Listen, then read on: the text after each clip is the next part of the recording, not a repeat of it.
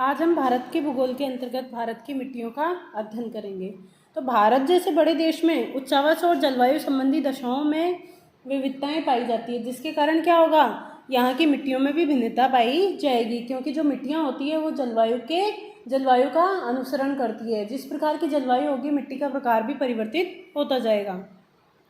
तो भारतीय कृषि अनुसंधान परिषद ICAR ने भारत की मिट्टियों को 8 भागों में बांटा है। पहला है जलोढ़ मिट्टी। ये सर्वोत्तम प्रकार की मिट्टी होती है जो सर्वाधिक उर्वरता लिए हुए होती है।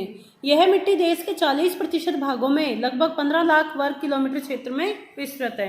इस मिट्टी में रेत, क्ले आदि भिन्न भिन्न अनुपात में पाए जाते हैं। इस जलोढ़ मिट्टी के प्रमुखतः 2 क्षेत्र पाए जाते हैं। 2 क्षेत्र कौन कौन से हैं? जलोढ़ मिट्टी जो है वो भारत में 2 प्रमुख क्षेत्रों में पाई जाती है। पहला तो है इसका उत्तर का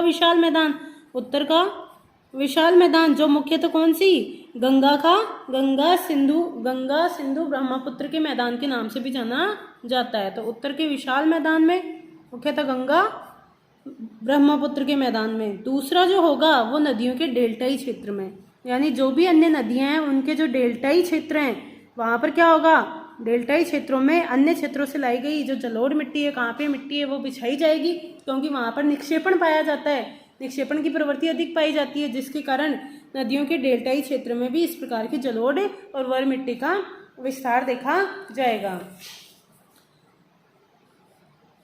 तटीय मैदानों में डेल्टाई प्रदेशों में यह प्रचुरता में मिलती है, और पीडमांट जो मैदान होते हैं वहाँ पर भी इनकी पीडमांट मैदान कौन से होते हैं, जैसे ये पर्वत, मान लो ये कोई पर्वत श्रेणी है, ये पर्वत श्रेणी है, और फिर ये जैसे ही मैदानी भागों में मिलेगी, तो यहाँ से जैसे ही नदी नीचे उतरेगी, ये जो क्षेत्र है ये पीडमांट क्षेत्र कहलाते हैं। क्योंकि यहाँ पर क्या होगा, जैसे ही नदी मैदानों में प्रवेश करेगी इसका वेग क्या हो जाएगा, कम हो जाएगा। वेग कम होने के कारण ये जो मिट्टी बहाकर अपने साथ लेके आई है उसका जमाव इन क्षेत्रों में कर देगी, तो इन्हें ही पीडमांट मैदान के नाम से जाना जाता है। इन मैदानों में भी जलोढ़ मिट्टी पाई जाती है। भूगर्भ शास्त्रीय दृष्टिकोण से इसे बांगर व खादर में विभक्त किया जाता है। अगर जलोढ़ मिट्टी की बात की जाए, इसके प्रकारों की बात की जाए, तो ये मुख्यतः 2 प्रकार की होती है। एक होती है बांगर, एक होती है खादर, और तीसरी एक और होती है तराई। ठीक है, तराई क्षेत्रों में तो मुख्यतः क्या होता है कि जल का भराव अपेक्षाकृत अधिक होता है, यानी दलदली मिट्टी होती है, इसलिए ये ज़्यादा काम में नहीं आती है। और बांगर और जो खादर मिट्टी होती है ये क्या होती है, कृषि की दृष्टि से अति महत्वपूर्ण होती है। तो बांगर मिट्टी की अगर बात की जाए, तो जो बांगर क्षेत्र वे क्षेत्र होते हैं जहाँ पर नदियों की बाढ़ का पानी प्रतिवर्ष नहीं पहुँचता, अर्थात 3-4 साल में क्या होता है, जो अपेक्षाकृत, मान लो ये नदी का क्षेत्र है और ये जो आसपास का क्षेत्र है ये अपेक्षाकृत अधिक ऊंचा क्षेत्र है, और ये जो क्या होगा, ये नदी से अपेक्षाकृत नीचा क्षेत्र होगा। तो जैसे ही नदी में बाढ़ आएगी तो इन क्षेत्रों में तो हर साल क्या होगा, नदी द्वारा मिट्टी बिछाई जाएगी। लेकिन ये अपेक्षाकृत ऊंचे क्षेत्र हैं, जब नदी में बाढ़ अपेक्षाकृत अधिक आएगी तो इन ऊंचे क्षेत्रों पर क्या होगा, मिट्टी का बिछाव पाया जाएगा। तो यहाँ पर 3 से 4 सालों में ही जो होगी नवीन जलोढ़ मिट्टी का बिछाव होगा बाढ़ आने के कारण, तो इसे बांगर मिट्टी के नाम से जाना जाता है। और ये अपेक्षाकृत नीचे वाले भूभाग जहाँ पर प्रतिवर्ष बाढ़ का पानी पहुँचता है और नहीं कांपी मिट्टी का बिछाव पाया जाता है, तो उन क्षेत्रों को खादर प्रदेश के नाम से जाना जाता है। प्राचीन जलोढ़क को बांगर कहा जाता है, जिसमें कंकड़ व कैल्शियम कार्बोनेट भी होता है। इसका रंग काला या भूरा होता है। खादर मिट्टी से यह लगभग 30 मीटर की ऊंचाई पर मिलता है। पुरानी जलोढ़ मिट्टी इसलिए क्योंकि हर साल यहाँ पर जलोढ़ मिट्टी का बिछाव नदी द्वारा नहीं किया जा रहा।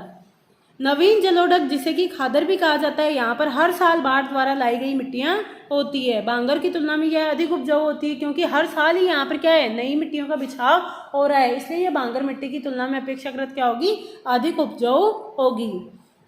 जलोढ़ मिट्टियाँ जो होती है वो पोटास, फास्फोरिक अम्ल, चूना व कार्बनिक तत्वों में धनी होती है, लेकिन इसमें नाइट्रोजन व ह्यूमस की कमी होती है। यानी इसमें पोटास अपेक्षाकृत, पोटास अगर बात की जाए तो सामान्यतः अगर भारत की मिट्टियों की बात की जाए तो इसमें NPK जो H होगा, इनकी NPK की कमी पाई जाती है। नाइट्रोजन, पोटास, और ये नाइट्रोजन हो गया, ये पोटास हो गया, ये फास्फोरस हो गया, इनकी कमी पाई जाती है। लेकिन अगर जलोढ़ मिट्टी की बात की जाए तो इसमें नाइट्रोजन की कमी होती है, लेकिन इसमें फास्फोरिक एसिड जो होता है वो पर्याप्त मात्रा में पाया जाता है। अगर पोटाश की बात की जाए तो यहाँ पर पोटाश भी पर्याप्त मात्रा में पाया जाता है, यानी K की भी कमी नहीं होती, लेकिन ह्यूमस तत्वों की यहाँ पर कमी पाई जाती है। ठीक है।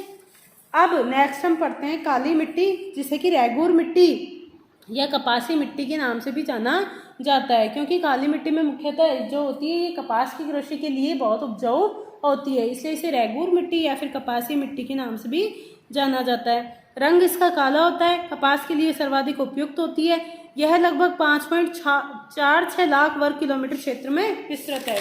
अगर जलोढ़ मिट्टी की बात की जाए तो हमने देखा था कि जलोढ़ मिट्टी जो है वो उसके प्रमुख क्षेत्र 2 क्षेत्र हैं। एक तो कौन सा हो गया, उत्तर का विशाल मैदान वाला ये वाला जो क्षेत्र है, यहाँ पर जलोढ़ मिट्टी पाई जाती है, जिसमें यहाँ पर मुख्यतः बांगर मिट्टी का विस्तार होता है। और ये जो क्षेत्र हैं, जैसे जैसे हम बंगाल की खाड़ी वाले यानी गंगा नदी आगे की ओर बढ़ती है तो ये प्रमुख जो क्षेत्र होते हैं ये खादर मिट्टी के क्षेत्र होते हैं। इसके अलावा जो नदियों के डेल्टाई क्षेत्र है, पूर्वी क्षेत्रों में हम देखते हैं कि जो पूर्वी तटीय मैदान है भारत के, यहाँ पर नदियाँ किसका निर्माण करती है, डेल्टाओं का निर्माण करती है। यहाँ पर मुख्यतः बड़ी नदियाँ जैसे महानदी हो गई, कृष्णा हो गई, कावेरी हो गई, तो ये नदियाँ क्या करती है, अपने डेल्टा का निर्माण करती है, जिसके कारण इन डेल्टाई प्रदेशों में मुख्यतः जलोढ़ मिट्टी का विस्तार पाया जाता है।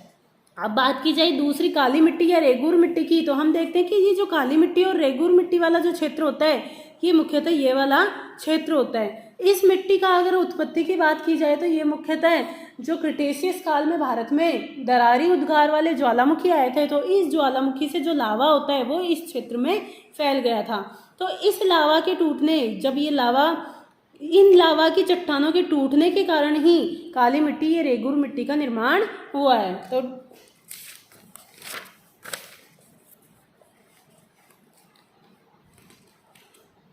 इसका निर्माण ज्वालामुखी लावा के अपक्षय या अपरदन से ही हुआ है। इसके निर्माण में चट्टानों की प्रकृति के साथ साथ जलवायु की भी महत्वपूर्ण भूमिका रही है। एक मिट्टियों को 2 भागों में और बांटा जाता है, क्षेत्रीय मिट्टी या अक्षेत्रीय मिट्टी, जोनल या एजोनल सॉइल। तो जोनल सॉइल यानी क्षेत्रीय मिट्टी उस मिट्टी को कहा जाता है कि उसका निर्माण भी जिस क्षेत्र में भी यह वर्तमान में उपलब्ध है वहीं पर हुआ है। तो इसमें जो सॉइल प्रोफाइल होगी वो क्या होगी, उन्नत प्रकार की होगी। और एजोनल मिट्टी या अक्षेत्रीय मिट्टी इस प्रकार की होती है कि जिनका निर्माण तो कहीं और हुआ है लेकिन वर्तमान में ये कहीं और पाई जा रही है। जैसे कि हम जलोढ़ मिट्टी का पढ़ें तो ये जलोढ़ मिट्टी होती है, ये मुख्यतः पर्वतों से नदियों के द्वारा बहाकर लाई गई होती है। तो इस क्षेत्र पर इनका निर्माण, इसके आधार चट्टानें नहीं पाई जाती, तो इन्हें अक्षेत्रीय मिट्टी कहा जाता है। लेकिन अगर काली मिट्टी या रेगूर मिट्टी की बात करें तो हम देखते हैं कि ये जो काली मिट्टी है ये मुख्यतः यहाँ पर जो क्रिटेशियस काल में दरारी उद्गार के फलस्वरूप लावा जमा था, इन लावा की चट्टानों के अपक्षय व अपरदन के कारण ही इस काली मिट्टी का निर्माण हुआ है। यानी ये उसी क्षेत्र में पाई जा रही है जहाँ पर इसकी आधार चट्टानें मौजूद है। तो इसे हम जोनल सॉइल के नाम से भी जानते हैं। अतः इस मिट्टी का सॉइल जो प्रोफाइल होगा वो क्या होगा, उन अपेक्षाकृत अधिक विकसित होगा।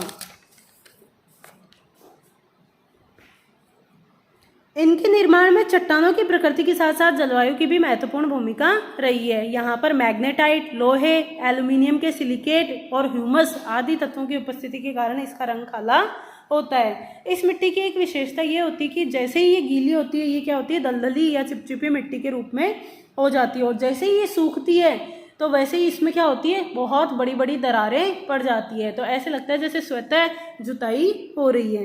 तो इस मिट्टी में नमी धारण करने की क्षमता बेहतर होती है, इसलिए शुष्क कृषि करने के लिए भी यह उपयुक्त मिट्टी है। इसमें कपास, मोटे अनाज, तिलहन, सूर्यमुखी, अरंडी, सब्जियां व खट्टे फलों, सिट्रस फ्रूट की कृषि की जाती है। इस मिट्टी में मुख्यतः लोहा, calcium, potash, aluminium, calcium, magnesium, carbonate आदि तत्वों की प्रचुरता होती है, जबकि NPK की इसमें कमी पाई जाती है। N यानी नाइट्रोजन, P यानी फास्फोरस और H यानी कार्बनिक तत्व या ह्यूमस की इसमें कमी पाई जाती है। ठीक है, नेक्स्ट हम पढ़ेंगे लाल मिट्टी।